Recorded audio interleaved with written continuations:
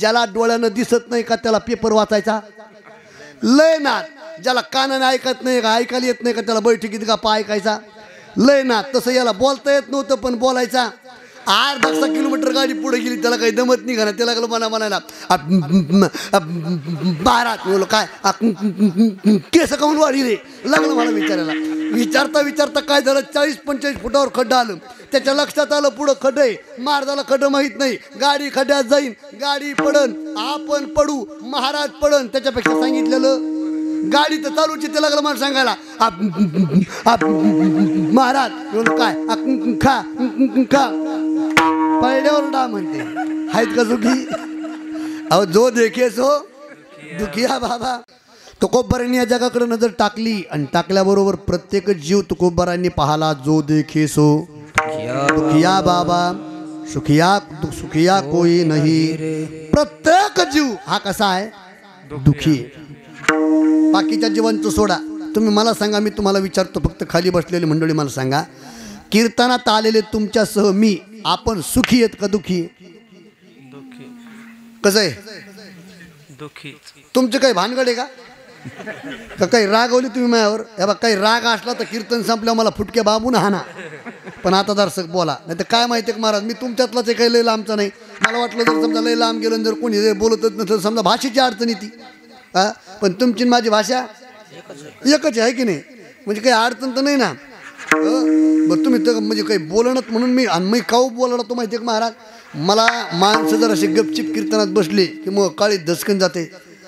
मला वाटते कापसाचे सोयाबीनचे भाव असे खालीवर व्हावं लागलेत. बसल्या बसल्या एखादं गेलं का काय चेक करा. याच्याकरता मी बोलवतो तुम्हाला याच्याकरता बोलवतो मी. म्हणून ऐका तुमच्यासह मी आपण सुखी आहेत का दुखी? अदुखी आहेत महाराज अदुखी आहेत. फक्त झालं काय माहिती आहे का आपल्यात एक भ्रम झाला. कोणता? तुम्हाला वाटतं आम्ही बरे आणि आम्हाला वाटतं बरं कुणाचंच नाही आहे का. बरं जे खेड्यात राहते त्याला वाटतं शहरातलं, जे शहरात राहते त्याला वाटतं खेड्यातलं, जे नोकरी करताय त्याला वाटतं शेती, जे शेती करताय त्याला वाटतं नोकरी. बाकीच्याचा विषय सोडून द्या. बसल्या बसल्या तुम्हाला आमच्यासारख्याकडे पाहिल्यावर काय वाटते? कीर्तन करायचं बरं. आणि ज्याला वाटतं का कीर्तन करायचं बरे त्याला आपले हात जोडून विनंती आहे. बाकीच्या तर सोडा. एखाद्या कीर्तनकाराच्या गाडीत महिनाभर राहून पा म्हणजे कळत आहे. अहो लय अवघडे महाराज एवढा अवघडे. आणि समाज एवढा इमानदार आहे कीर्तनकाराची जर तारीख घेतली ना तर माणसं ज्या दिवशी कीर्तन आहे का त्या दिवशी महाराज येईस्तोर त्याला 56 फोन लावित. किती महाराज का अशी घेणार आहेत? महाराज निघाले का? महाराज कुठपर्यंत आले? महाराज तुमच्या संग किती जण आहेत? महाराज तुम्ही जेवणार का? आणि हो म्हणलं महाराज मग काय खाणार? काडबा खाणार का भूस खाणार? नाही ते विचारतात. पण कुठपर्यंत? राहू दे म्हणजे उद्या कोणी म्हणायला नको की सतीश महाराजाच्या कीर्तनाला कुत्रं बी नव्हतं त्यानं बी हजेरी लावली. तुम्ही कुठपर्यंत फोन लावता? गावात येईस्तोपर्यंत. एकदा का गावात आला महाराज त्यानं का कीर्तन केलं त्याला का बुका लावला की पुन्हा कोणीतरी फोन करतं का तू नीट गेला का बाबळीत अडकून म्याला करतंय का? महाराज रस्त्यावर जीवन आहे आमचं सोयीचं आहे का? घरातून गाडी जर बाहेर निघाली तर पुन्हा घरी नीट गाडी आमची जाईन हे सांगता येते. आणि पुन्हा आता असं झालं महाराज एका दिवसात 3-3, 4-4 कीर्तन झालेत. पळावं लागत. तुम्ही म्हणाल मग कशाला पळवतो कशाला? तुम्ही नाही म्हणले का? तुम्ही नाही म्हणले? मग तुम्हाला म्हणलं नव्हतं की एवढे वर्ष कथा नका मला म्हणून नव्हतं म्हणलं नव्हतं. पण तुम्ही म्हणले नाही मला कथा तुमचीच पाहिजे असा आग्रह होतो. आता महाराज पैशामुळं पळतो हे तुम्हाला सगळ्याला अनुभव आहे. मी कशामुळे पळतो अजिबात नाही. हे सगळ्याला तुम्हाला अनुभव आहे. कारण ज्यावेळेस मला माऊलीने फोन केला माऊलीला विचारा तुम्ही काय म्हटलं असेल मी त्या विषय सोडून मला प्रत्येक जण कसा आहे दुखी आहे. तुमच्यासह मी महाराज लोक सुद्धा सुखी नाही. महाराज अनुभवाला आलेली गोष्ट सांगतो तुम्हाला. मी नेहमी सांगतो अनुभवाला आलेली गोष्ट. मी राजटाकडीला शिकायला होतो 5वी, 6वी, 7वी, 8वीला. राजटाकडी माहिती आहे तुम्हाला? गंगाच्या कडेला गाव आहे. 7-8 वर्षापूर्वी त्या लोकांना कळलं की आपल्या गावात शिकणारं पोरग कीर्तनकार झाले म्हणून त्या लोकांना माझी कीर्तनाची तारीख घेतली. त्याचा सप्ताह असतो नवरात्र. आणि 7-8 वर्षापूर्वी तारीख घेतली आता राजे टाकळीचा रस्ता 7-8 वर्षापूर्वी कसा होता जे गेले असते त्याला माहिती आहे. कुंभार पिंपळगावच्या पलीकडे तिकडे जर जायचं म्हणलं तर दवाखान्यात यायची गरजच नव्हती, असा रस्ता होता तो. लय खराब रस्ता. आणि मग मी ज्या दिवशी कीर्तन होतं त्या दिवशी सकाळी त्यांनी मला फोन केला, महाराज कवा शिकायता. म्हणलं मी 7-7:30 वाजेपर्यंत येतो. ठीक आहे म्हणलं, पण याचा कशानं. म्हणलं माझ्याकडे छोटीशी कार गाडी आहे बाबा. ते म्हणले महाराज तुमची छोटी गाडी आमच्या गावात येणार नाही. मी म्हणलं का म्हणून. ते म्हणले छोटी गाडी येणार नाही. म्हणलं मग मी मोठी आणतो ना एखादी भाड्यानं करून. तेव्हा मोठी नव्हती माझ्याकडं, भाड्यानं करून आणतो. ते म्हणले महाराज मोठी गाडी आणू नका. मी म्हणलं काहून, काही पैशाची अडचण आहे का. ते म्हणले पैशाची नाही, पण आमच्या गावात मोठी बी गाडी येत नाही. मग मला जो प्रश्न पडला तो त्याला विचारला. म्हणलं तुमच्या गावात छोटी गाडी येत नाही, मोठी गाडी येत नाही, नेमकं गाडी येते कोणती. तिकून मला उत्तर आलं आमच्या गावात एकच गाडी येते. मी म्हणलं कोणती. ते म्हणले वाळूचं टिप्पर. मग मी म्हणलं मी येऊ कसा. ते म्हणले महाराज तुम्ही एसटीने या, पाठी उतरा पायी या. आता तारीख घेतलेली करता काय निघालो मी. कुंभार पिंपळगावच्या पुढे गेलो. मी त्याला फोन लावला. म्हणलं दादा मी कुंभार पिंपळगावच्या पुढे निघालो, एसटीत बसलेलो, पाठीवर माझी काहीतरी व्यवस्था करा. माणसं चांगले होते महाराज, आपल्याच गावातल्या कार्यकर्त्यासारखे झटणारे.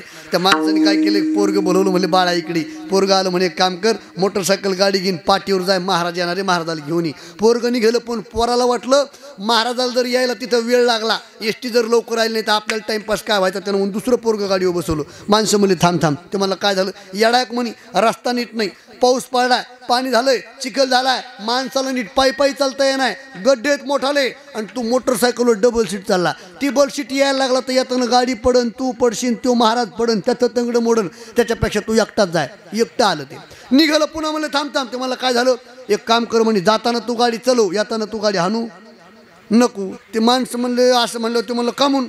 ते म्हणलं माणसं म्हणले तो ह्यापेक्षा महाराज चांगली गाडी हाणते, महाराजाकडे गाडी दी, लक्ष द्या. पोरग पाठीवर आलं आणि मी एसटीतून खाली उतरलो. गणेश महाराज त्यानं मग हे डेकोरेशन पाहिलं. पांडू हे डेकोरेशन पाहिल्याबरोबर मी त्याला कोण वाटलो, काय वाटलं त्याला मी, महाराज. आणि महाराज जर भेटला तर कोणी माणसं काय म्हणतात, कोणी माणसं काय घालतात महाराजाला, ती पेलेलं का असा ना, महाराज जय हरी, पेलेलं का असा ना. तसं त्यानं मला पाहिल्याबरोबर त्यानं मला काय घातला, जय हरी घातला. पण त्यानं मला घातलेला जय हरी मला काही कळाला नाही. का म्हणून, कारण ते बोलताना गुतत होतं. त्यानं मला पाहायला की सुरुवात केली, महाराज. बोलो काय, जय हरी. म्हणलं जय हरी. माझ्या जवळ आलं. मला म्हणते चला. म्हणलं कुठं, कीर्तनाला. म्हटलं चला याच्यासोबत आता चला. म्हटलं आलो गाडी जवळ. त्यानं माझ्या हातात गाडी चावी दिली. म्हटलं हे काय. तो म्हणा तुम्हीच गाडी चालवा. म्हटलं मला रस्ता माहीत नाही, खड्डे माहीत नाही, वळण माहीत नाही. तो म्हणला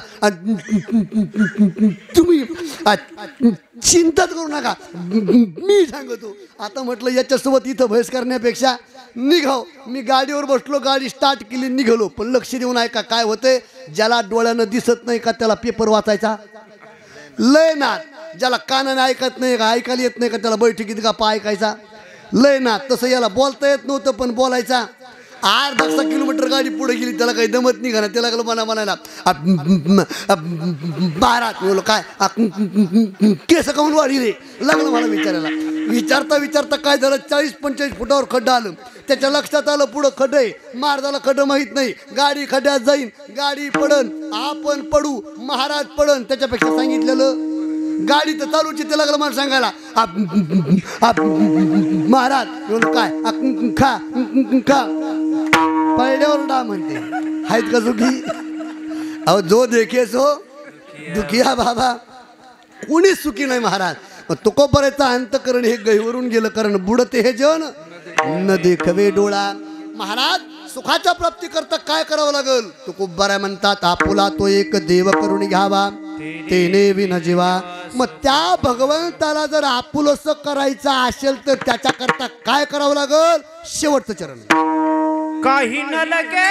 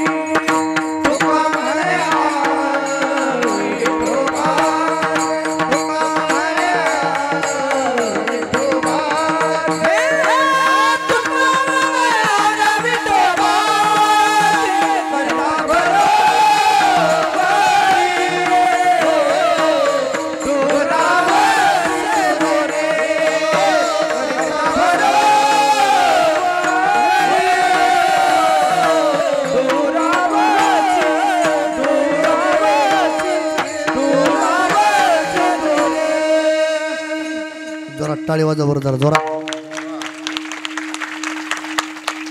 बघा, देवाने जरी आपल्याला कला दिली नसेल तर कलाकारावरती प्रेम करणं ही सुद्धा काय आहे, कलाच आहे. आणि कलाकारावरती प्रेम केलं पाहिजे. कीर्तनात आपण काय करतो, सप्त्यात कीर्तनकाराला महत्त्व देतो, कलाकाराकडे पाहतो का नाही. महाराज बिचारे विचार करा, ही 7-7 दिवस सेवा करणारी मंडळी, वादक असेल, गायक असेल, सिस्टमवाला असेल, ही सगळी मंडळी जी तोडून कार्यक्रम करतात. महाराज आम्ही 2 तासापुरतंच येतो आणि उगं एखाद्याला नाव जर ठेवलं तर त्याचे 7 दिवस केलेली सेवा लोक त्याला नाव ठेवतात. हां, कीर्तनकाराला लई महत्त्व नाही दिलं पाहिजे. नाही, कीर्तनकारापेक्षा ही मंडळी खूप मोठी असते महाराज. और ही जर नसेल तर रंगदेवता भरल कशी, कीर्तनकार काय करणार आहे. म्हणून यांना महत्त्व दिलं पाहिजे. आणि मी रोज सांगतो महाराज, कीर्तनामध्ये जर खरी ताकद कोणाला लागत असेल तर गायकाला लागते, गायकाला लागते. त्याचं कारण आहे महाराज, कीर्तनकार काय करतात, एखादं कडवं म्हटलं की असा वर हात करतात. कीर्तनकार वर हात केला का गायक लोक बिंबीच्या देठापासून उंच आरडतात, कीर्तनकार नाही आरडत. म्हणजे मी किती त्रास होत असेल मग विचार करा. विचार करा, मी तुम्हाला आता सांगितलं की बा मांडी घालायची, मांडी कोणी मोडायची नाही. तुम्ही सगळ्यांना मांड्या घातल्या, एकानं सुद्धा मांडी मोडली नाही. पण आता काही म्हाताऱ्या माणसाला गुडघ्याचा त्रास असेल, काहीला मांड्याचा त्रास असेल, काहीला कमराचा त्रास असेल, पण तरीसुद्धा तुम्ही मांड्या घातल्या. पण जर कीर्तन संपलं आणि तुम्ही जर घरी गेले आणि तुमचे मांडे गुडघे पाय जर दुखायला लागले तर तुम्ही घरी गेल्यावर तुमच्या मंडळीला म्हणू शकतात, बसून बसून कीर्तनात आदली ताठून गेलो गड्या, पाय दुखायला लागले, जर पाय दाबून दे, म्हणू शकतात की एवढं तरी स्वतंत्र असेल ना, म्हणू शकता आहे की नाही. तुम्हाला बसून बसून जर पाय दुखायला लागले तर तुम्ही म्हणू शकता पाय दाबून दे.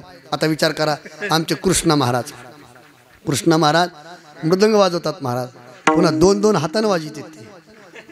आणि वाजून वाजून जर त्याचे हात दुखायला लागले तर ते घरी गेल्यावर म्हणू शकते तुमचं झालं का महाराज.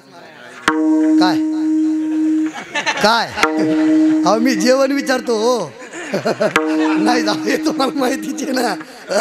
झाल्याच्या नंतर ते म्हणू शकतात की बा माझे काय कर, हात दाबून दे. तुम्ही म्हणू शकता पाय दाबून दे, ते म्हणू शकतात हात दाबून दे. पण कृष्ण महाराज थोडासा अंदाज काढा. गणेश महाराज झालं, पांडुरंग महाराज झालं, आपले नवनाथ महाराज झालं, हे जर आरडू आरडू यायचे जर नळडे दुखायला लागले तर हे घरी गेल्या म्हणते का मग नळडा दाबून दे म्हणून. म्हणून गायकाला ताकद असते. सर्वांनी जरा जोरात टाळी वाजवा यांच्याकरता, जोरात. काही न लगे एक भावची कारण, तुका म्हणे आन विठोबाची. अभंगामध्ये उलटा प्रवेश केला मी. देवाची जर प्राप्ती करायची असेल तर तुकोबरे म्हणतात त्याची आण घेऊन सांगतो मी, त्याला बाकी काहीच लागत नाही. पण लागतंय चकारात्मक, म्हणजे चकारात्मक काहीच असं नाही, काही लागत नाही, लागतंय काहीतरी. काय लागतं, देवा कारणे भाव तस्मात, भाव बळे आकळे ए रवी ना कळे. भगवंताला फक्त काय लागतो, थोर प्रेमाचा भूकेला